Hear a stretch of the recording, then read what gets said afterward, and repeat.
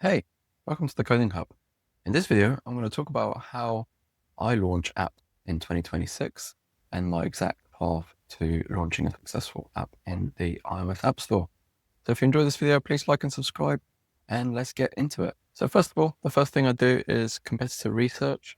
The reason for this is I need to see how many apps there are out there, what they offer, and how my idea compares to theirs. So here, for example, my AI prompt manager Vault, you can see when I actually came up with this idea, there wasn't actually any app that did this.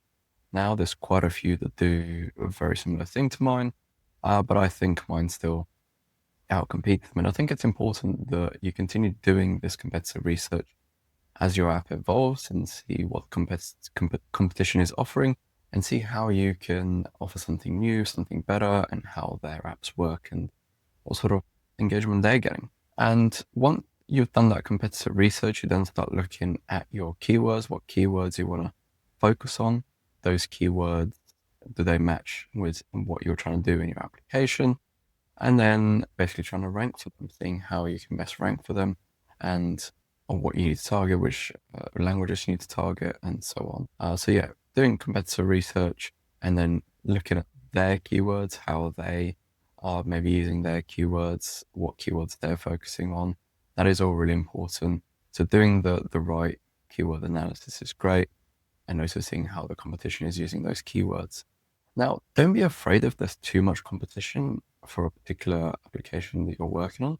The reason for this is, if there's a lot of applications doing the exact same thing, then that indicates that there's a desire from the market for this sort of product. Now, that doesn't mean that you should copy what everyone else is doing. In fact, the opposite. What you should do is investigate those applications, see what they're offering, and then see how you're going to elevate those applications, what you're going to do better, and in what areas you're going to innovate if you really passionately feel strong about a particular topic. But don't just go out there and copy an application, because the most likely result will be that Apple will decline your application, especially if it's very simple or just a direct copy of something else. Now, once you've finished doing your competitor research, you can then start coding. And what I personally use is Xcode. Xcode is absolutely amazing. It does everything. It's got a great editing availability. It really nicely laid out. It works really well. It's got all the simulators that work perfectly on the device, no matter what Mac you've got. And you can also really easily connect to some of your other devices that you can then test directly onto your, say, iPad or iPhone, for example, or your Apple Watch. And you can do that really easily remotely. You just have to do a little setup initially, and then it just works. It's amazing. The debugging tools are really great. You have test suites, which are really good, and you can easily test your application with unit tests and things like that. So yeah, I thoroughly recommend Xcode, and that is what I use to develop native iOS applications.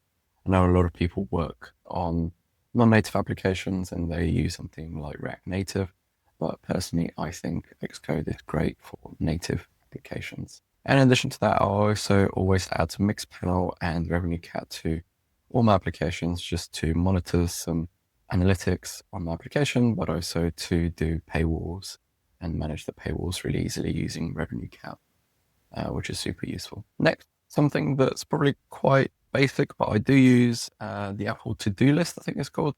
And I use that to track what I'm going to be working on. So I have a list of to develop. As you can see here, I'm currently got any items on at the moment. But yeah, for my pill tracking app, for example, I've got my to develop list, things I want to add to it, things that I'm maybe planning on doing or learning. So I want to learn, Apple Core machine learning and maybe add some of my own machine learning elements to the application to really differentiate myself from other pill tracking apps. And yeah, I put all of this information here and I can then use it later on. I put as much detail as I can. There's probably much better softwares to use, but I find this just really simple and straight to the point for what I need. And it also transfers really easily into my iPhone and my tablet, so I can easily add more things on the go, which is super useful, and also access that information really easily offline as well. And I'd say definitely use Apple Notes. I also use, definitely use Apple To-Do List. I also use Apple Notes to just record any ideas I have. So any business ideas, any app ideas I have, I write them down, and I then go through that competitor research that I told you about earlier, and I, see what the potential value of the market is and whether I can compete in that market. And then I rank those business ideas in Apple Notes and make lots of different notes about those ideas and see how passionately I feel about all of those. So I'd definitely recommend using Apple Notes and to do the to-do list app so that, you can keep a note, all of that. You don't necessarily have to use those, but, some way of being able to track what features you work on and also any ideas pop into your head for making new apps. Now, once those ideas were written down and you have them in your to-do list app, it's then on to the coding part. Now, you can manually code, obviously, and the Xcode has a offline AI assistant built into Xcode, which is amazing, which works offline. So if you're on a plane or something, you can carry on coding and still have access to AI to help you. But if you do have internet and you can get on Claude Code, then that is amazing. Use Claude Code, it's really good. I personally use Opus to plan a new feature, and then I use Sonnet to actually develop that feature. And the reason for that is it's just a little bit more token efficient than Opus. So yeah, use Opus to plan the work and then Sonnet to actually do the work. And so I've connected up my Claude Code to my GitHub repositories, so it's got access to all my GitHub repositories and all my branches. And I used a cloud environment, so I can access this cloud environment on my tablet, on my phone. And what this means is that I can really easily start working on features anywhere. But what I usually do is for example, I get one of these to develop features. I give all the information that I've written down to Claude. I'll ask it to do it on a new branch. And then, I can be in bed and I can set off to do 2 or 3 different features. In the morning, when I wake up, I then clone those branches locally. I test them. I give them all the testing and improvements that I needed. And then I push any fixes that I needed. And I then merge the branch if I'm happy with the feature itself. So yeah, Claude saves me a lot of time.